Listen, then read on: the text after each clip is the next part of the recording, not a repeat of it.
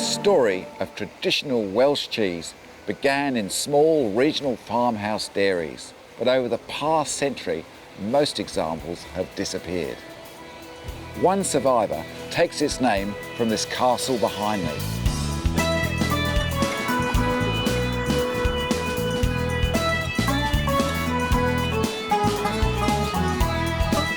Its name is Caerphilly, and it's one of the only authentic Welsh foods people can name. This simple, close-textured white cheese was originally made from surplus milk by small farms in Wales, and the name became closely associated with the market beneath the castle where it was once sold.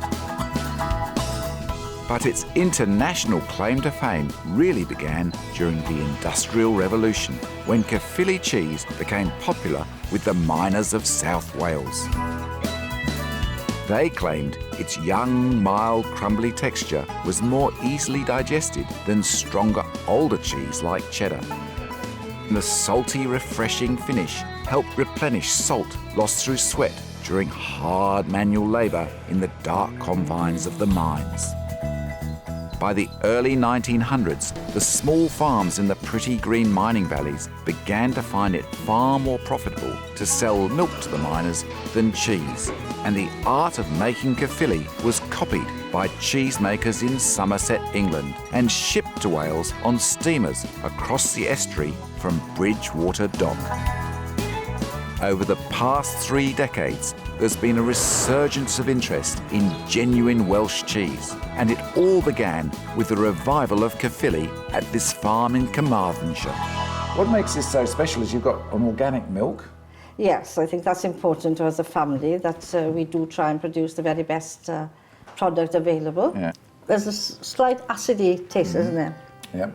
And you get all sorts of flavours. There's 3, isn't it? There's the acid taste, then there's a creamy aftertaste, and there's a bit of a lemony tang as well. There's a little bit of salt there as well. Yeah. That salt's the other thing, isn't it? Yeah, that's right, yeah. Caws is Welsh for cheese, and Caws Senath now produce a traditional Caerphilly and a selection of modern Welsh cheeses. So tell me, how did you get started in this game? Oh, it's due to the milk quotas. They came in quite suddenly in 1984, and there was a great panic. So I organised with another lady a procession through Carmarthen Market Town on a Wednesday, and we just sat in baths of cold milk and drove right through Carmarthen Town. Why were you sitting in a bath? Well, it was cold milk? really because we wanted to illustrate it the same as Cleopatra, who used to bathe in milk. And the theme was that it was cheaper to bathe in milk than in water.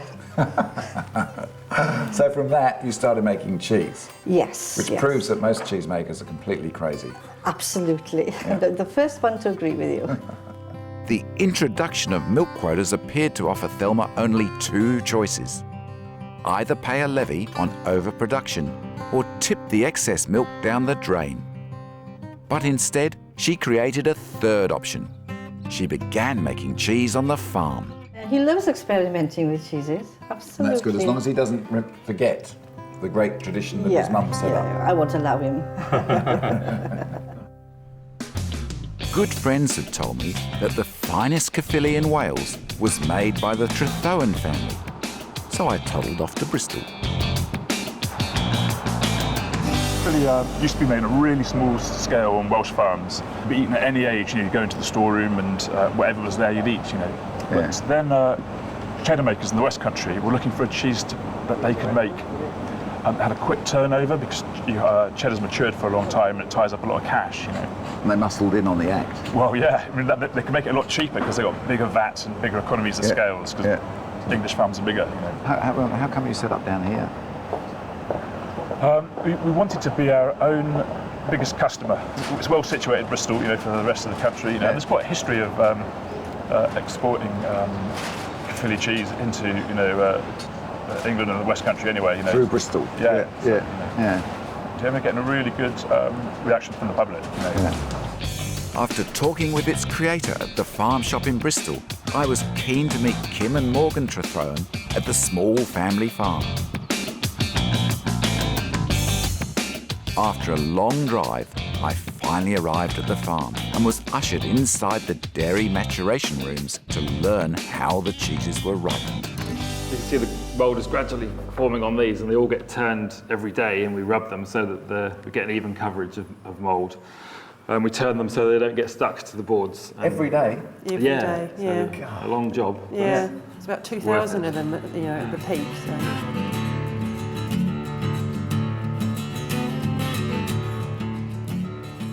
Further down here, these sort of ones would be about 7 or 8 weeks. Right, okay.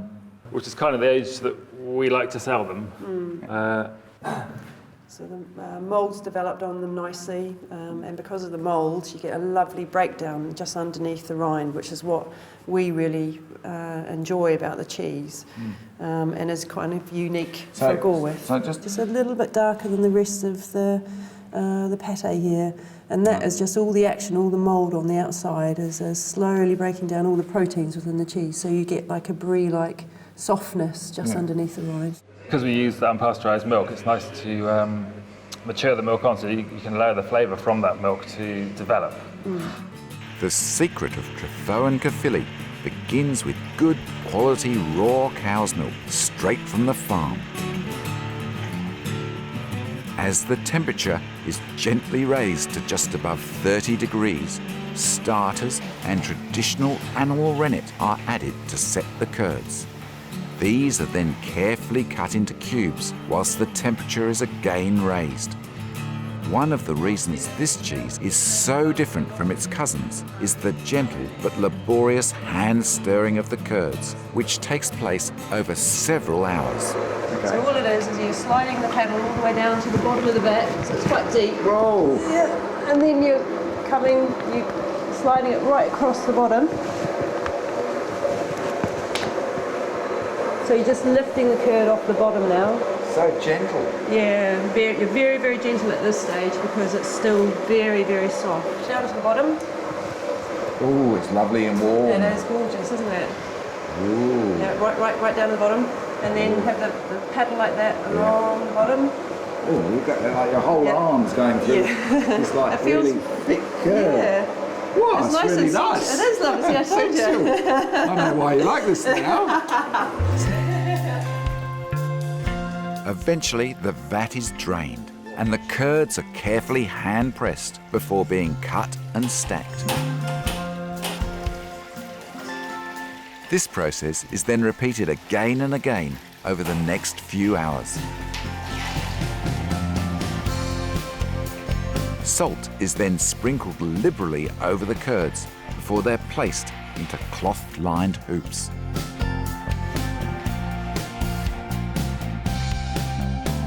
The young cheeses are then placed in a traditional old-fashioned press for 24 hours. Over here, well, we've got the brine tank where we brine the cheeses before they go into the storeroom. Oh, look at that. Okay. Yeah, so this is 1 day's production. They stay in here for 24 hours.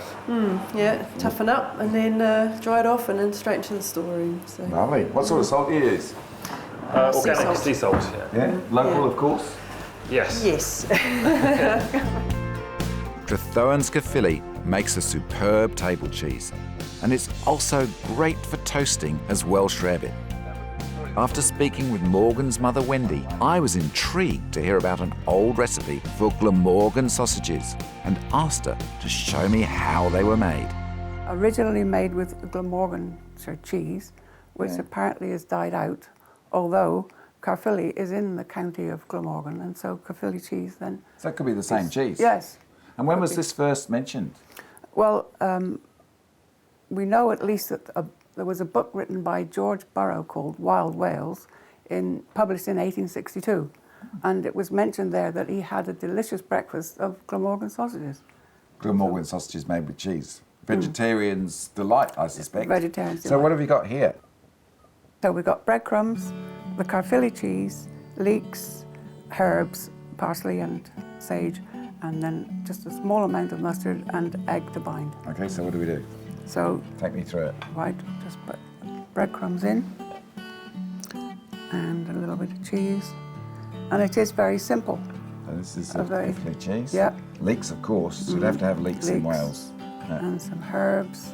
Now, what herbs you got there? You got just a bit of parsley and sage. Okay, yep. Stir them up.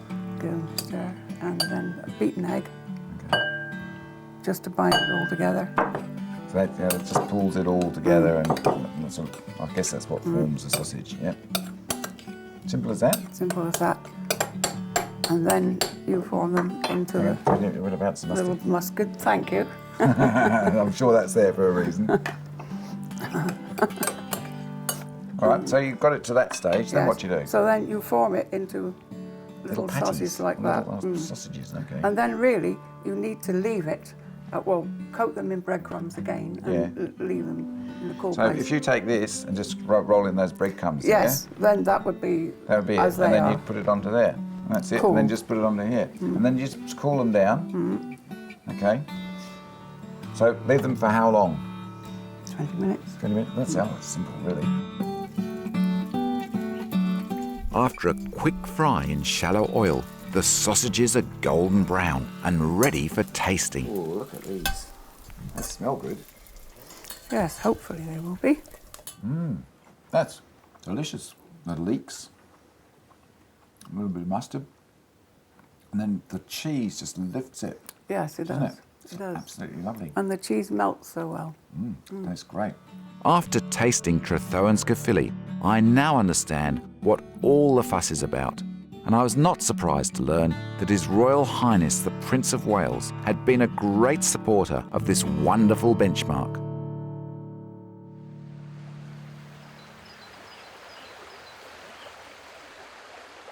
My next stop is a small dairy called Caws and takes its name from this river behind me. John Savage uses only organic raw milk and is one of the most awarded of all modern Welsh cheesemakers. And one cheese I'm particularly looking forward to tasting is made from an old Caerphilly recipe. It's called Celtic Promise.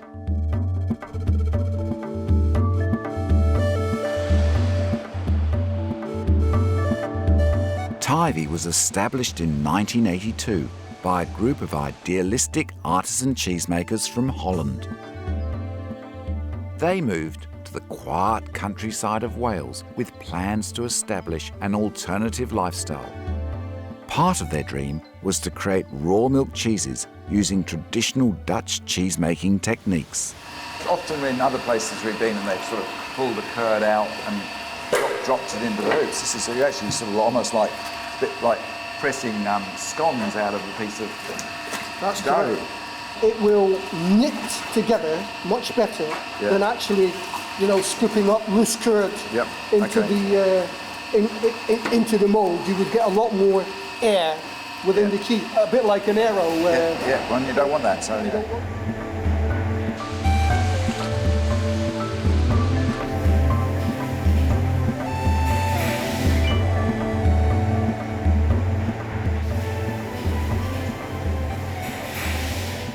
Your milk comes from a single farm? Single farm, yeah. It's about 4 miles up the road.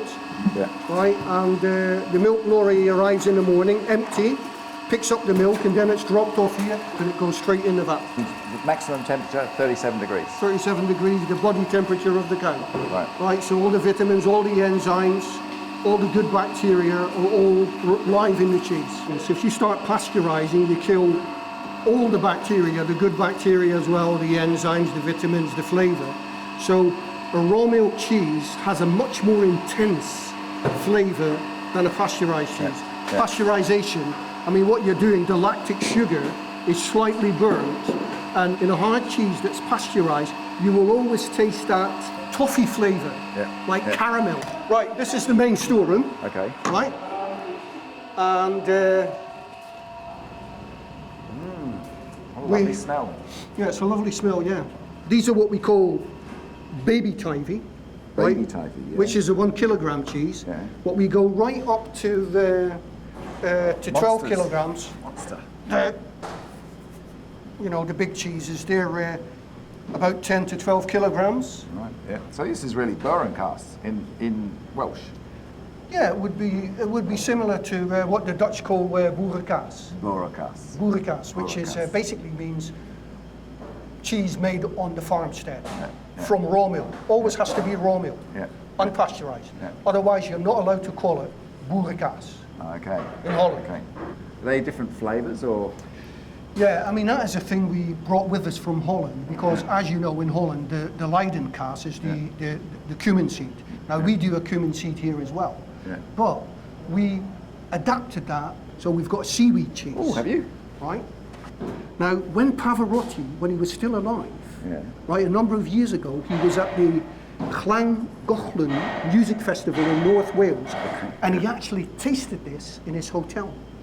Is that why he passed away? The seaweed? No, this is many years ago, right? And he sent a courier down all the way from Llangollen, North Wales, to pick up 10 of these cheeses, which he took with him to his next venue in New York. Wow, fantastic. So, seaweed. Tivy also make a very special washed rind cheese called Celtic Promise, which are kept in what John refers to as the inner sanctum. Right, okay, this is it.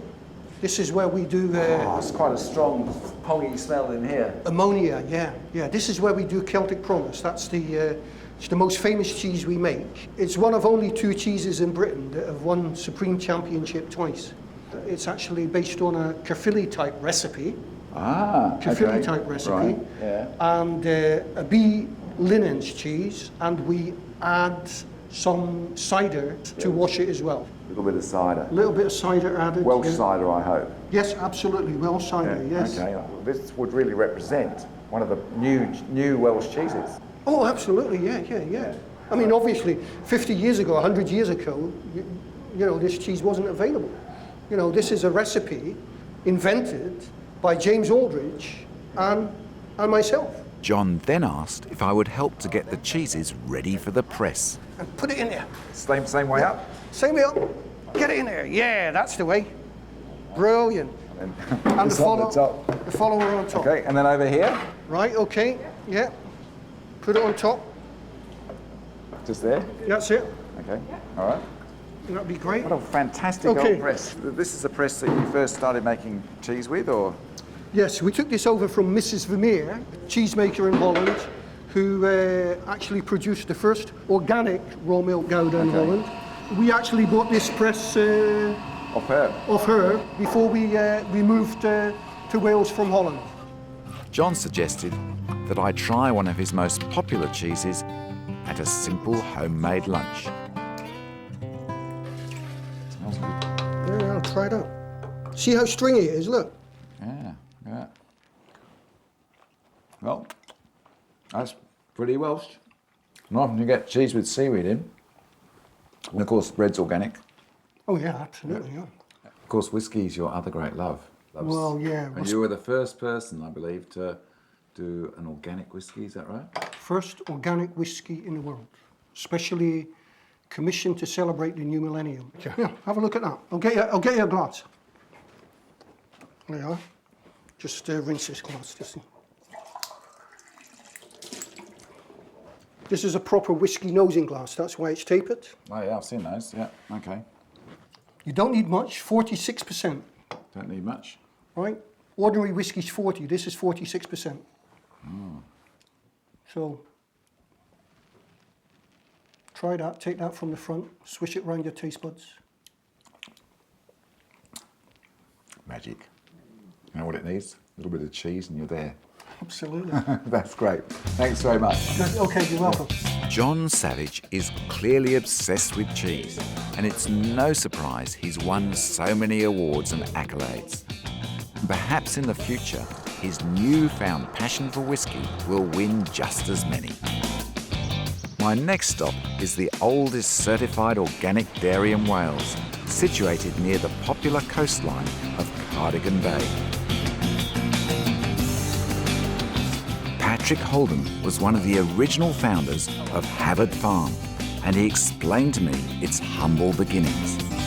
Well, initially we were a commune. 6 of us came here in 1973. Oh, It was cheap land and, you know, Britain's California, a bit more rain.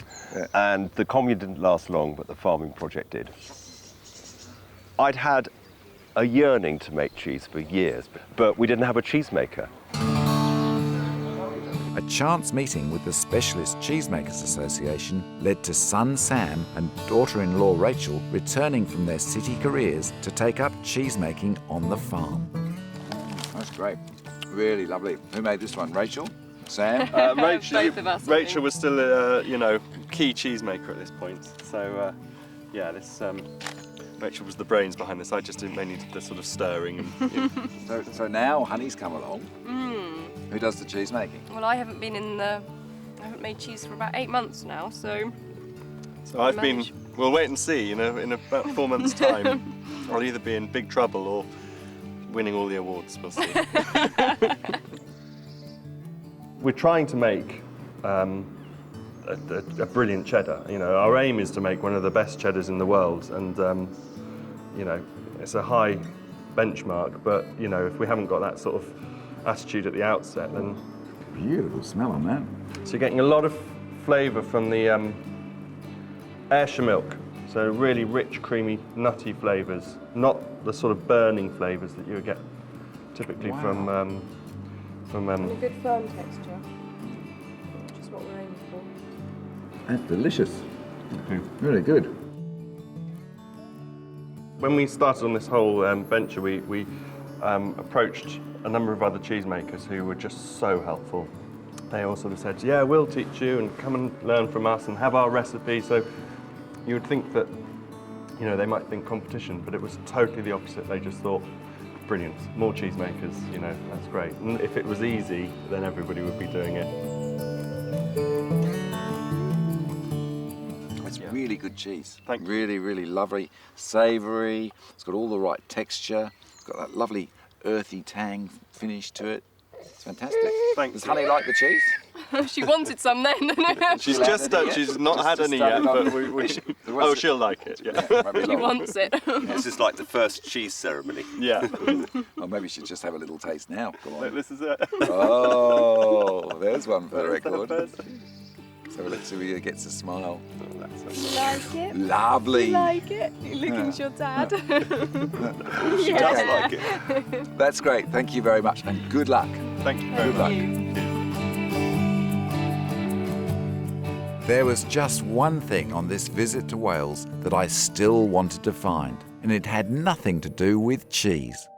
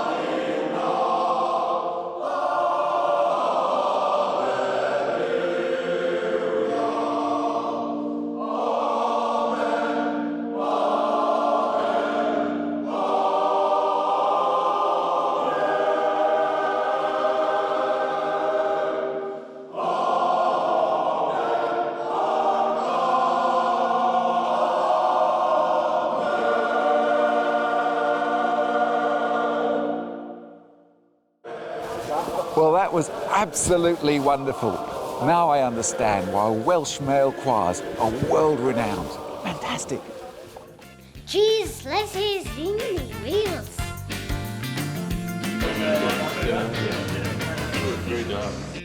There you go.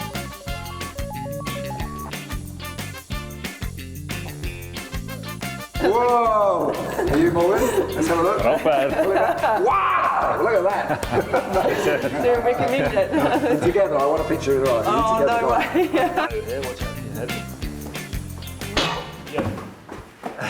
Oh my God! You did it, did you? Did you? Are you all right? Are you okay?